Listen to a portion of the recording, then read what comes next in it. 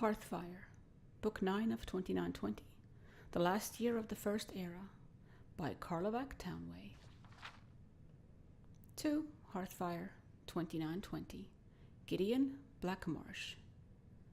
The Empress Tavia lay across her bed, a hot late summer wind she could not feel, banging the shutters of her cell to and fro against the iron bars. Her throat felt like it was on fire, but still she sobbed uncontrollably, wringing her last tapestry in her hands.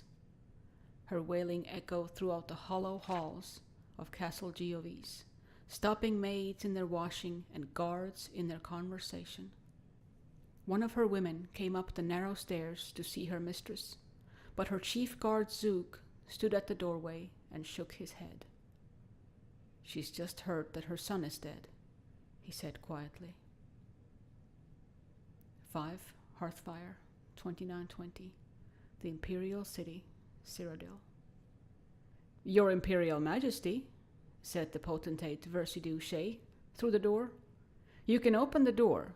I assure you, you are perfectly safe. No one wants to kill you." "Mara's blood," came the Emperor Riemann III's voice, muffled, hysterical, tinged with madness. "Someone assassinated the prince, and he was holding my shield. They could have thought he was me." "You're certainly correct, Your Imperial Majesty," replied the potentate, expunging any mocking qualities from his voice, while his black-slitted eyes rolled contemptuously. "And we must find and punish the evildoer responsible for your son's death, but we cannot do it without you. You must be brave for your empire." There was no reply. "At the very least, come out and sign the order for Lady Regia's execution," called the potentate. "Let us dispose of the one traitor and assassin we know of." A brief pause, and then the sound of furniture scraping across the floor. Riemann opened the door just a crack, but the potentate could see his angry, fearful face and the terrible mound of ripped tissue that used to be his right eye. Despite the best healers in the Empire, it was still a ghastly souvenir of the Lady Regia's work in Turzo Fortress. "Hand me the order," the Emperor snarled. "I'll sign it with pleasure." 6. Hearthfire, 2920, Gideon, Cyrodiil. The strange blue glow of the will-o'-the-wisps, a combination, so she'd been told, of swamp gas and spiritual energy, had always frightened Tavia as she looked out her window. Now it seemed strangely comforting. Beyond the bog lay the city of Gideon. It was funny, she thought, that she'd never stepped foot in its streets, though she had watched it every day for 17 years. "Can you think of anything I've forgotten?" she asked, turning to look back on the loyal Kothringi Zook. "I know exactly what to do," he said simply. He seemed to smile, but the Empress realized that it was only her own face reflected in his silvery skin. She was smiling, and she didn't even realize it. "Make certain you aren't followed," she warned. "I don't want my husband to know where my gold's been hiding all these years. And do take your share of it. You've been a good friend." The Empress Tavia stepped forward and dropped from sight into the mists. Zook replaced the bars on the tower window and threw a blanket over some pillows on her bed. With any luck, they would not discover her body on the lawn until morning, at which time he hoped to be halfway to Morrowind. 9. Hearthfire, 2920, Phrygias, High Rock. The strange trees on all sides resembled knobby piles crowned with great bursts of reds, yellows, and oranges, like insect mounds caught fire. The Rothgarian mountains were fading into the misty afternoon. Turala marveled at the sight, so alien, so different from Morrowind, as she plodded the horse forward into an open pasture. Behind her, head nodding against his chest, Kassar slept, cradling Bosriel. For a moment, Turala considered jumping the low painted fence that crossed the field, but she thought better of it. Let Kassar sleep for a few more hours before giving him the reins. As the horse passed into the field, Turala saw the small greenhouse on the next hill, half hidden in forest. So picturesque was the image, she felt herself lull into a pleasant, half-sleeping state. A blast of a horn brought her back to reality, with a shudder. Kassar opened his eyes. "Where are we?" he hissed. "I don't know," Turala stammered, wide-eyed. "What is that sound?" "Orcs," he whispered. "A hunting party. Head for the thicket, quickly." Turala trotted the horse into the small collection of trees. Kassar handed her the child and dismounted. He began pulling their bags off next, throwing them into the bushes. A sound started then, a distant rumbling of footfall, growing louder and closer. Turala climbed off carefully and helped Kassar unburden the horse. All the while, Bosriel watched open-eyed. Turala sometimes worried that her baby never cried. Now she was grateful for it. With the last of the luggage off, Kassar slapped the horse's rear, sending it galloping into the field. Taking Turala's hand, he hunkered down in the bushes. "With luck," he murmured, "they'll think she's wild or belongs to the farm, and won't go looking for the rider." As he spoke, a horde of orcs surged into the field, blasting their horns. Turala had seen orcs before, but never in such abundance, never with such bestial confidence. Roaring with delight at the horse and its confused state, they hastened past the timber where Kassar, Turala, and Bosriel hid. The wildflowers flew into the air at their stampede, powdering the air with seeds. Turala tried to hold back a sneeze and thought she succeeded. One of the orcs heard something, though, and brought another with him to investigate. Kassar quietly unsheathed his sword, mustering all the confidence he could. His skills, such as they were in spying, not combat, but he vowed to protect Turala and her babe for as long as he could. Perhaps he would slay these two, he reasoned, but not before they cried out and brought the rest of the horde. Suddenly, something invisible swept through the bushes like a wind. The orcs flew backwards, falling dead on their backs.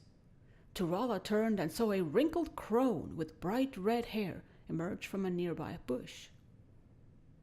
"I thought you were going to bring him right to me," she whispered, smiling. "Best come with me." The three followed the old woman through a deep crevice of bramble bushes that ran through the field toward the house on the hill.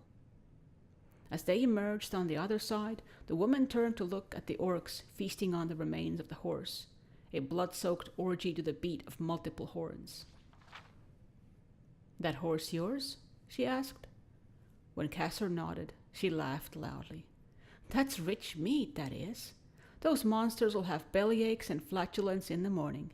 Serves them right." "Shouldn't we keep moving?" whispered Turala, unnerved by the woman's laughter. "They won't come up here," she grinned, looking at Bosriel, who smiled back. "They're too afraid of us." Turala turned to Kassar, who shook his head. "Witches. Am I correct in assuming that this is old Barbin's farm, the home of the Skeffington coven?" "You are, pet," the old woman giggled girlishly. "Pleased to be so infamous. I am Minister Skeffington." "What did you do to those orcs?" asked Turala. "Back there in the thicket." "Spirit fist, right side of the head," Minister said, continuing the climb up the hill. Ahead of them was the farmhouse grounds, a well, a chicken coop, a pond, women of all ages doing chores, the laughter of children at play. The old woman turned and saw that Turala did not understand. "Don't you have witches where you come from, child?" "None that I know of," she said. "There are all sorts of wielders of magic in Tamriel," she explained. "The Psijics study magic like it's their painful duty. The battle mages in the army on the other end of the scale hurl spells like arrows. We witches commune and conjure and celebrate. To fell those orcs, I merely whispered to the spirits of the air, Amaro, Pina, Talatha, the fingers of Kinnereth, and the breath of the world, with whom I have an intimate acquaintance, to smack those bastards dead. You see, conjuration is not about might, or solving riddles, or agonizing over musty old scrolls. It's about fostering relations. Being friendly, you must say. Well, we certainly appreciate you being friendly with us, said Kassar. As well you might, coughed Minista. Your kind destroyed the Orc homeland 2,000 years ago. Before that, they never came all the way up here and bothered us. Now let's get you cleaned up and fed. With that, Minista led them into the farm, and Turala met the family of the Skeffington Coven. 11. Hearthfire, 2920. The Imperial City, Cyrodiil. Rija had not even tried to sleep the night before, and she found the somber music played during her execution to have a soporific effect. It was as if she was willing herself to be unconscious before the axe stroke. Her eyes were bound so she could not see her former lover, the Emperor, seated before her, glaring with his one good eye. She could not see the potentate Versidouche, his coil neatly wrapped beneath him, a look of triumph in his golden face. She could feel, numbly, the executioner's hand touch her back to steady her.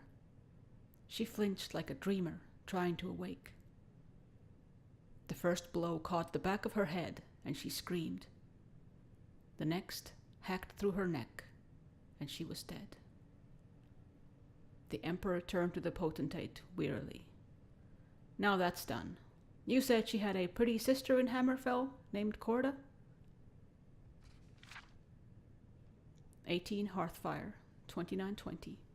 Dwinnen, High Rock.